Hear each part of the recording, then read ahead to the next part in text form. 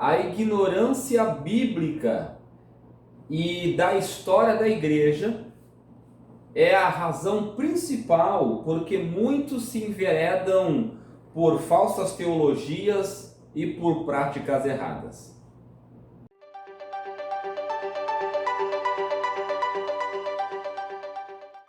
Olá, graça e paz, eu sou o professor Daniel Venâncio, esse é o seu canal Sentinelas da Teologia. A graça e a paz, eu sou o professor Anderson Velasque e mais uma vez, com muita alegria no coração, professor Daniel, estamos aqui no seu canal Sentinelas da Teologia, onde nós temos o propósito, pela bondade de Deus, pela misericórdia de Deus, trazer subsídios para a sua aula, professor da Escola Bíblica, e para você que é aluno, que ama a Escola Bíblica. E já somos gratos a você que nos acompanha, os irmãos que sempre deixam comentários. Ficamos muito felizes pela vida de você que nos assiste, que deixa seu comentário. E graças a você que nosso canal tem, né? Primeiramente a Deus e você que tem nos seguido, que tem se inscrito em nosso canal, que o nosso canal Sentinelas da Teologia tem aos pouquinhos crescido e levado a palavra de Deus aos irmãos que nos acompanham. Então, não esqueça, se inscreva aí no nosso canal, deixa aquele like missionário e você vai estar nos ajudando e nos dando um voto de confiança, né, professor Daniel? Verdade. Deus abençoe a vida de vocês. E hoje nós vamos estudar a última lição do primeiro trimestre de 2022, né, professor Daniel? Um trimestre que passou muito rápido. Muito né? rápido, um Mas trimestre... que nos trouxe aprendizado para a vida. Perfeito, professor Daniel. E um trimestre que foi uma oportunidade ímpar que professores, nós professores da Escola Bíblica, nós amantes da Palavra de Deus, tivemos para enfatizar, alertar e trazer o povo de volta para as Escrituras, mostrar o quão importante, o quão maravilhoso esse livro, o quão ele é poderoso, o quão ele é eficaz. E na lição de hoje, é a lição de número 13, nós vamos falar sobre o título da lição, né? A leitura da Bíblia e a educação cristã, onde nós vamos, né, professor Daniel, abordar sobre que a leitura, o aprendizado, o ensino da Bíblia, ela educa. Ela traz educação, ela traz instrução, ela forma caráteres. E é isso um pouco que nós vamos tentar trazer aqui subsídios para enriquecer a sua aula na sua classe da Escola Bíblica. E no tópico 1 da lição, o tópico vai trabalhar a Bíblia, é o livro-texto aqui da Escola Dominical, porque é a temática que nós estamos trabalhando, né? A metodologia que usamos é a metodologia para a Escola Bíblica Dominical. Mas quando nós falamos da Bíblia como livro-texto, nós estamos falando de um material que é riquíssimo em conhecimento para a vida, não só para a vida espiritual, mas também para a vida relacional, para a vida social. E quando nós olhamos para a Bíblia Sagrada, nós encontramos essa educação vindo da parte de Deus, essa instrução para a vida vindo da parte de Deus, dada ao povo de Israel na ocasião em que Deus chama Moisés.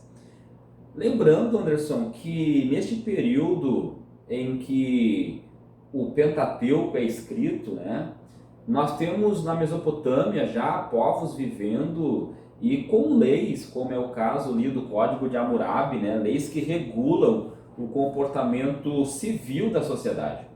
Mas quando nós entramos no Pentateuco, a partir da Torá, nós temos ali Deus instruindo o povo através da sua palavra, na sua vida espiritual, na sua vida social e na sua vida cerimonial. Então nós temos ali a lei sendo destrinchada nessas três áreas: espiritual, relacional e das festas religiosas, né? Moral e sanitária também, né, professor?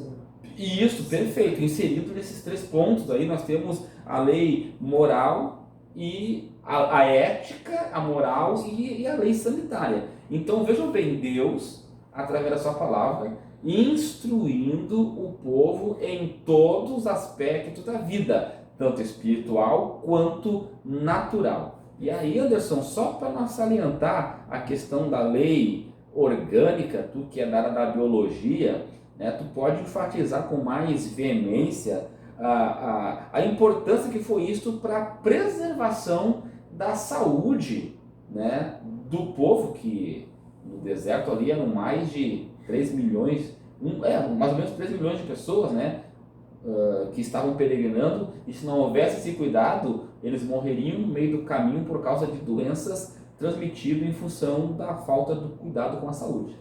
E nós percebemos, pastor Daniel, essa questão, a gente fala-se muito pouco dessa lei orgânica. E nós vemos a perfeição de Deus, o cuidado de Deus, e o quanto essa palavra realmente gera educação. Não só a educação que é que nós mais utilizamos, que é a educação social, para com o próximo, a educação espiritual, que é para com Deus, e também a educação, essa educação orgânica, o pastor Daniel está falando sobre a educação sanitária. Nós vamos ver que Deus, na sua lei, ele vai privar os judeus de alguns tipos de carnes, alguns tipos de animais. Por quê? Porque Deus era um grande chefe? Não. Deus estava zelando, cuidando do seu povo para que eles não fossem vítimas de parasitas, por exemplo. A carne de porco hoje o contexto sanitário, o tratamento que existe em cima da criação de animais, vacinas, até mesmo da preparação das carnes, congelamento, o cozer, o fritar, o assar, todos esses procedimentos, eles eliminam grande parte, quase 100%, dos parasitos que podem estar presentes nessas carnes, principalmente na carne de porco. Só que naquele período, entre os judeus, principalmente no deserto, não existia vacina, não existia as condutas e as informações sanitárias como tem hoje. O método de preparação de alimento e de conservação das carnes não era como são hoje. E nós sabemos que a carne de porco ela é muito suscetível a parasitos. E esses parasitos, alguns ciclos de vida, falando agora como biólogo, alguns ciclos de vida desse parasita ele passa pelo ser humano e deixa consequências no coração, em tecidos como coração, como cérebro, pulmão. Então Deus estava reservando o seu povo de doenças, de parasitos. E nós vemos isso, por exemplo, hoje a medicina já orienta a mulher após ela ter filho, ela passa por período de quarentena, 40 dias de resguardo. A lei de Deus já dizia isso, muito antes da medicina hoje dizer que a lei de Deus já dizia, já como lei, que a mulher deveria ficar 40 dias de resguardo, longe do marido. Nós não vamos entrar em pormenores, até porque não é o tema da lição de hoje, mas a própria circuncisão, professor Daniel, a circuncisão, ela favorecia para que os judeus fossem mais férteis que os outros povos. Porque a circuncisão ela permitia uma higiene melhor do órgão sexual masculino. E naquela época, até hoje, o pessoal que vive naquela região do Oriente toma banho muito a poucas vezes no ano. Às vezes não toma banho no ano. Tem alguns métodos de limpeza, alguns tipos de raízes que limpam, que são esfoliantes e deixam perfume. E a água era tão escassa e rara, e era naquela região, que é água para beber. Então as pessoas não usavam água para se banhar. Então tinha períodos que eles não tinham como fazer higiene com água, como nós temos hoje, aqui no Brasil principalmente, que temos água em abundância. Mas, então a circuncisão permitia que tivesse uma higiene muito mais prática do órgão sexual masculino, que fazia com que os homens tivessem menos infecções. Tanto que já existem estudos hoje, pastor Daniel, de mulheres que são casadas com homens circuncidados, elas não têm, a incidência de câncer do colo do útero é praticamente zero. Mulheres que são casadas com homens circuncidados. Por causa da proliferação de bactérias na região do órgão sexual masculino, que pode contaminar a mulher e levar à progressão de um câncer. Então nós vemos o quê? Que já era uma maneira de Deus preservar o seu povo de doenças, tornar esse povo mais saudável, mais fértil, porque era uma promessa de Deus, Abraão, que seu povo seria tão numeroso como as estrelas do céu. Então nós vemos que trazia educação de limpeza, educação alimentícia, nutricional, educação até mesmo sexual, respeitando a mulher nos seus períodos, o homem tendo uma higiene melhor. Eu quis trazer essa questão da lei orgânica, Anderson, para nós ver que, além do símbolo que tem por trás disso, a circuncisão, o símbolo da aliança, né, do povo escolhido, mas por trás da questão espiritual também tem a questão natural, a questão física, a questão social. E nós temos que levar em consideração isso porque a Bíblia nos fala e Deus orienta o povo através da sua palavra a viver de forma saudável, tanto espiritualmente falando, quanto naturalmente, né, Fisicamente, com a família, com a esposa. Então a palavra de Deus nos traz conselhos para que tenhamos essa vida feliz, saudável, né, e ativa, seja em família, seja em sociedade, seja com amigos, seja com o irmão, seja com a esposa. E aí nós vemos o quanto de informação e conhecimento que nós temos para a educação na nossa vida. Perfeito, Anderson, perfeito. Quando nós chegamos, dando um salto na história de Moisés para Jesus, nós entramos também num período muito importante em que a Bíblia, como livro-texto da igreja, das pregações apostólicas e da própria mensagem de Cristo Jesus, o verbo vivo de Deus, né, que se fez carne e habitou entre nós, nós temos ali a Bíblia moldando o comportamento da sociedade. Por quê? Na época de Cristo, dentro do Império Romano e até mesmo dentro do próprio judaísmo, alguns grupos não eram muito bem vistos, como por exemplo, a mulher era altamente discriminada. Crianças também não eram valorizadas, ainda mais se nascesse com deficiência, eles eram relegados à morte. Na cultura romana, os idosos também eram muito desprezados, porque um império que se fortalecia ou se dominava a partir de guerras, no momento que a pessoa envelhecia, não servia mais para a guerra, era abandonado, era descartado. Então nós vemos o cristianismo, a Bíblia sendo pregada, ensinada e moldando esses relacionamentos. As mulheres passam a ser inseridas no ciclo religioso, valorizadas na sociedade cuja dominância era cristã. Nós temos as mulheres servindo no ministério de Jesus, nós temos as mulheres servindo no início da igreja primitiva e até hoje servem, né? Nós temos os idosos sendo valorizados, até porque a Bíblia já valorizava, mas o Império Romano não valorizava, e agora eles passam a ser reinseridos na sociedade, crianças são valorizadas. Então olha o quanto a educação cristã, tendo a Bíblia como seu livro-texto, contribui para uma mudança significativa na sociedade, tanto de valores,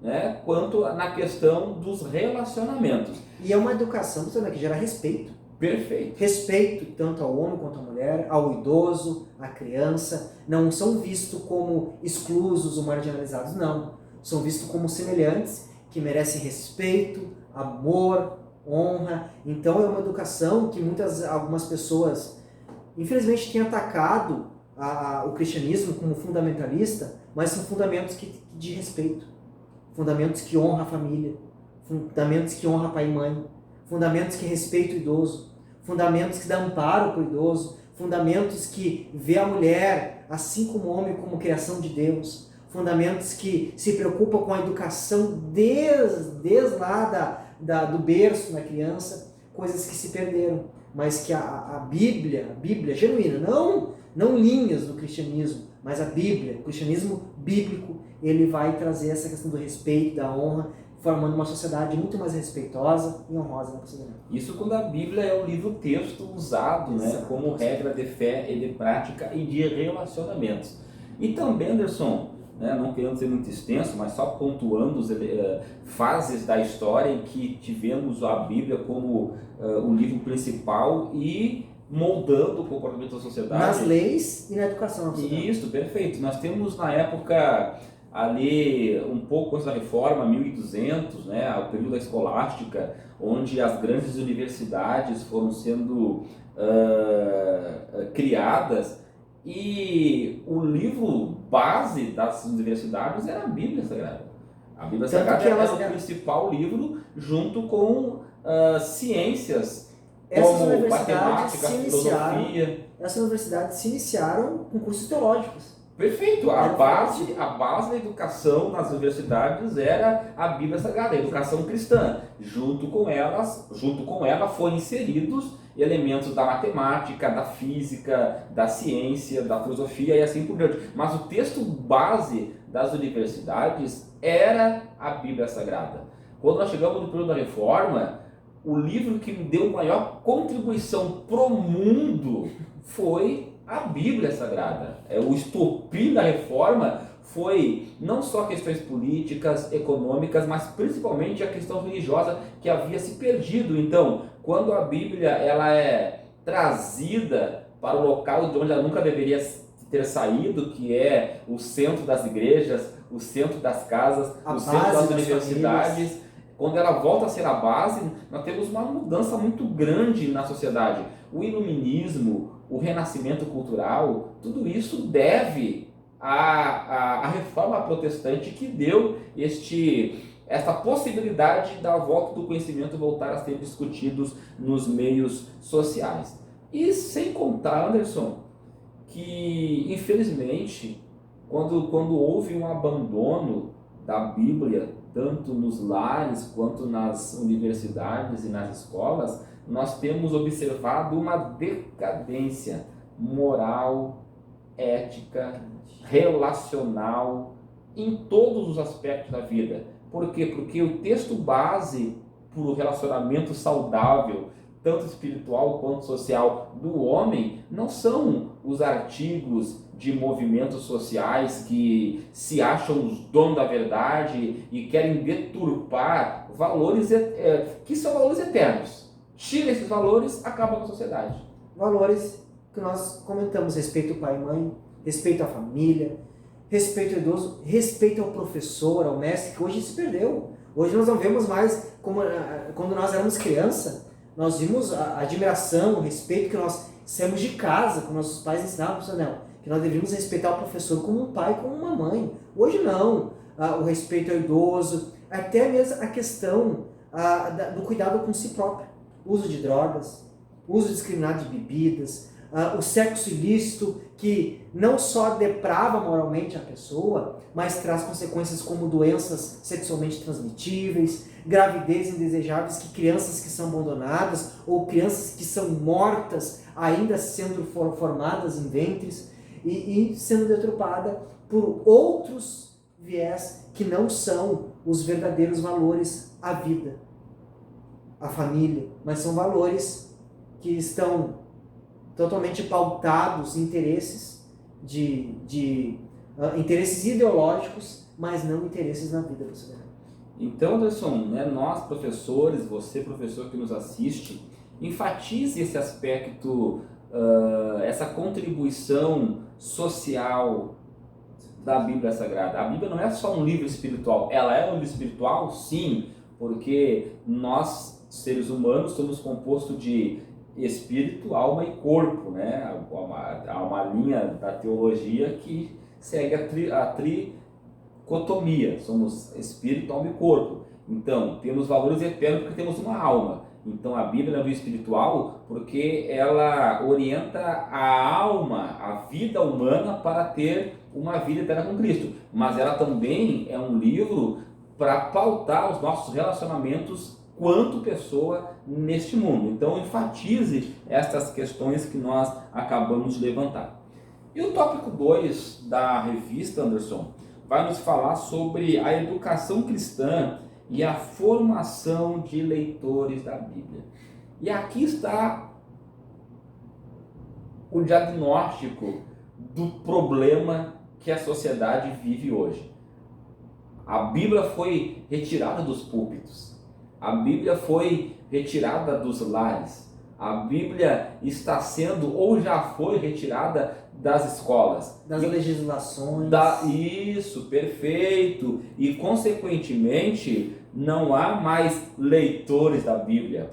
E por não haver mais leitores da Bíblia, há um engano, uma confusão mental, porque o texto base que norteia toda a vida está sendo deixado de lado.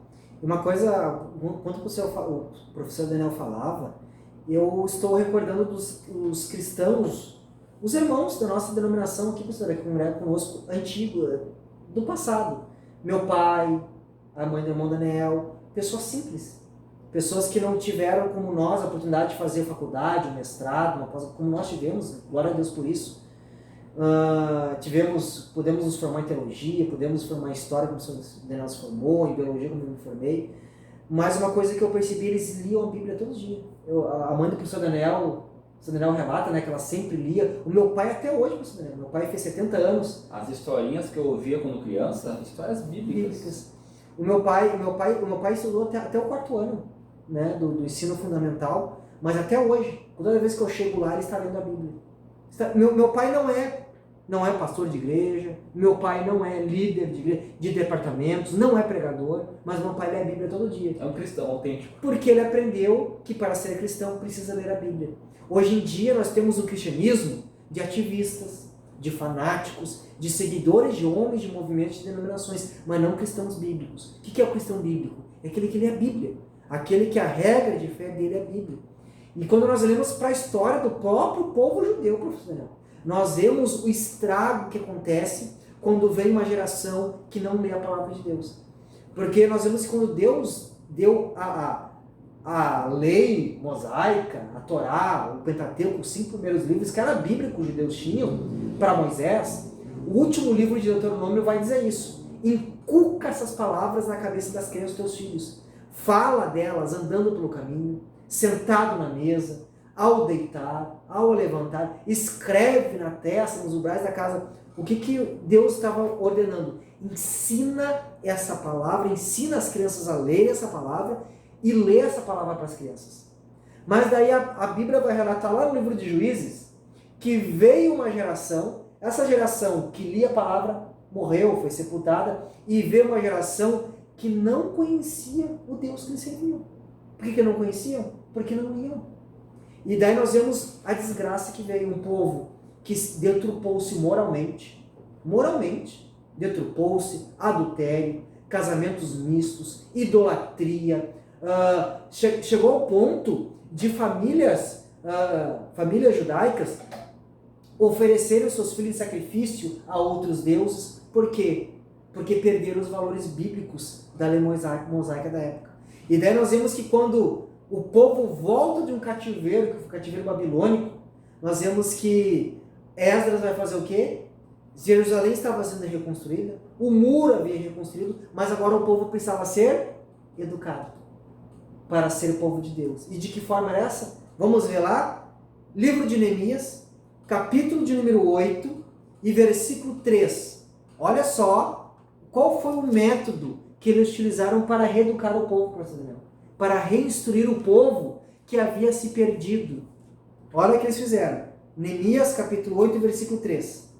E leu no livro, eles leram, diante da praça, que está à fronteira à porta das águas, desde a alva até o meio-dia, desde o amanhecer até meio-dia, perante dos homens, de todo o povo, dos homens, das mulheres, e os que podiam entender.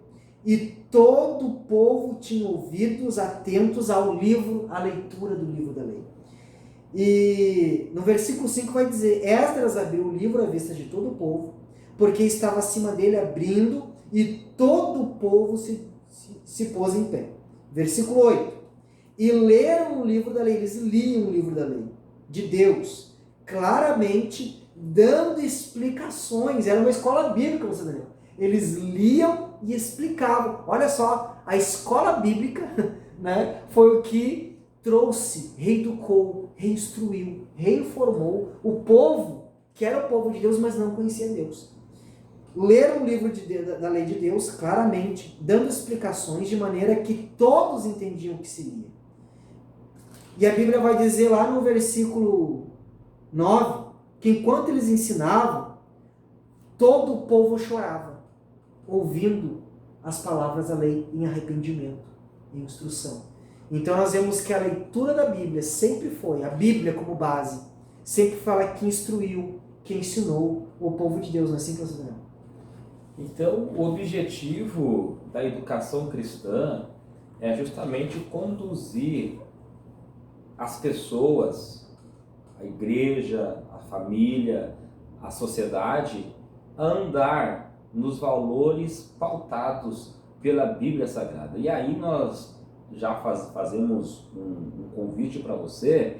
A próxima lição, a próxima revista da Escola Bíblica vai falar sobre o sermão da montanha, as bem-aventuranças, os princípios morais e éticos do reino de Deus, que vale muito para o nosso comportamento na sociedade. Então, o objetivo da educação cristã, a partir da Bíblia, tendo a Bíblia como livro-texto, é este: instruir as pessoas a viverem de acordo com a vontade de Deus. E o tópico 2 vai dizer isso, é educação cristã formando leitores da Bíblia. Perfeito. Porque quando nós lemos, irmãos, novamente, hoje, de uns anos para cá, infelizmente nós ainda vemos isso.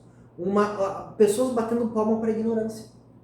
Pessoas achando bonito, ou seja, eles acham, quanto menos eu conheço, mais Deus me usa. Não, meus irmãos. Não, que isso. Novamente, os cristãos que lançaram os fundamentos aqui no Brasil eram os que liam as Escrituras. E quando nós lemos a Bíblia, nós adquirimos o quê? Conhecimento. Leitura, irmãos, é um método de aprendizado. É um dos melhores métodos de aprendizado. Porque quando eu estou lendo, eu estou me educando, eu estou aprendendo. Então, quando nós lemos a Bíblia, nós adquirimos conhecimento. Conhecimento sobre quem? Sobre Deus. Porque Deus se revela pela palavra. Então, quando você, cristão, professor, nós lemos a Bíblia, nós estamos adquirindo conhecimento sobre Deus, sobre o pecado, sobre a salvação, sobre o Espírito Santo, sobre a redenção, sobre a volta de Cristo, sobre a conduta com o próximo, para com Deus, porque a Bíblia, ela nos traz a ciência e conhecimento. E Paulo vai dizer na sua primeira carta aos Coríntios, no capítulo 1, em versículo 30, depois você pode conferir na sua Bíblia, ele vai dizer que da parte de Deus, Cristo se tornou a nossa sabedoria. Então, o que nós devemos aprender e saber para sermos salvos é sobre Jesus Cristo. E aonde que você aprende sobre Cristo? Na palavra de Jesus. Então, a Bíblia vai trazer conhecimento sobre o seu Salvador. Como nós vamos servir um Deus que nós não conhecemos? Como você vai seguir um Cristo, um Salvador que você não conhece? Como nós vamos agradar um Deus que nós não conhecemos? Então, quando nós lemos a Bíblia, na escola bíblica, em casa, na igreja, temos um hábito de ler, nós estamos adquirindo conhecimento sobre Deus para aprender a agradar a Deus. Sobre Cristo, porque Cristo é a salvação. Ele, a pessoa de Jesus e a obra é a salvação. Ele é o Evangelho. Como é que nós vamos conhecer o Evangelho se nós não lemos as Escrituras? E quando nós temos conhecimento, nós temos instrução.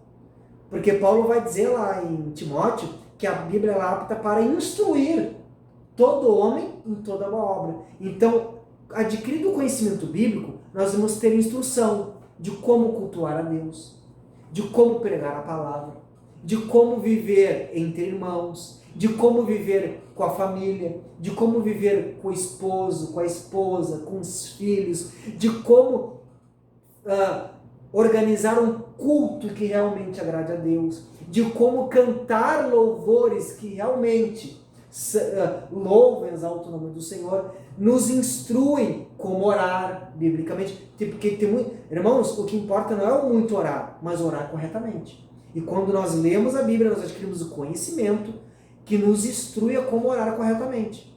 E a leitura da Bíblia, pastor Daniel, vai trazer conhecimento e instrução para termos uma conduta cristã. O que é conduta? Conduta é como devo me portar com os irmãos. É ética. Conduta.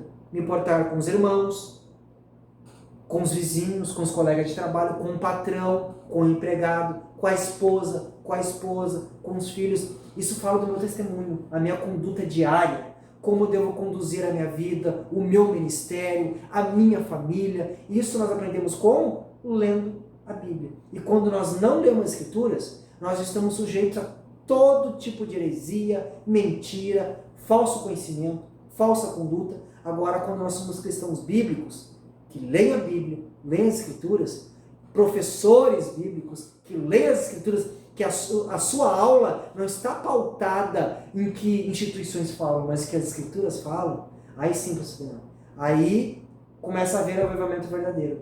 Pessoas que abandonam vícios, pais que tratam melhor os filhos, maridos que tratam melhor as esposas, esposas que tratam melhor os maridos, pastores que realmente vão conduzir a igreja biblicamente e membros que vão conhecer o Deus que serve.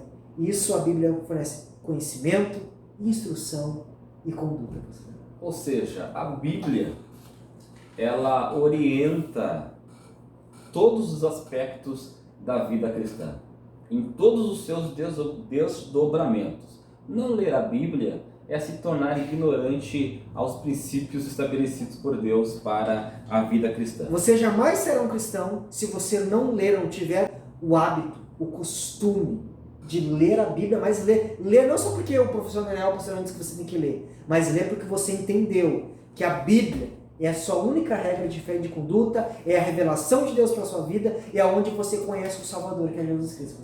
É por isso que o salmista, Nelson, tu estavas comentando sobre este salmo, o Salmo 1, né, que vai chamar a atenção, mas antes tem o seu prazer na lei do Senhor, e nela medita dia e noite, seguindo o princípio estabelecido por Moisés lá em Deuteronômio, né?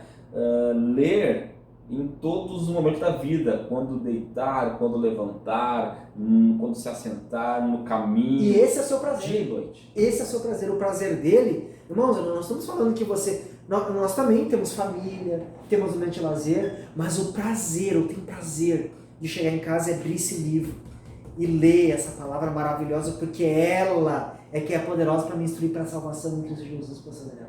É ela que mostra a maravilha, a grandeza, a perfeição, a excelência do Deus que nós servimos. É ela que nos instrui a ter uma vida sábia, em ter irmãos, como fazer a obra de Deus.